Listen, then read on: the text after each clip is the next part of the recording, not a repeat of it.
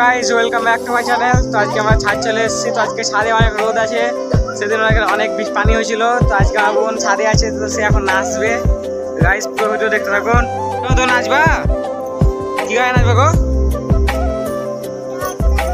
তখন সে সেজে এসছে নাচের লেগে।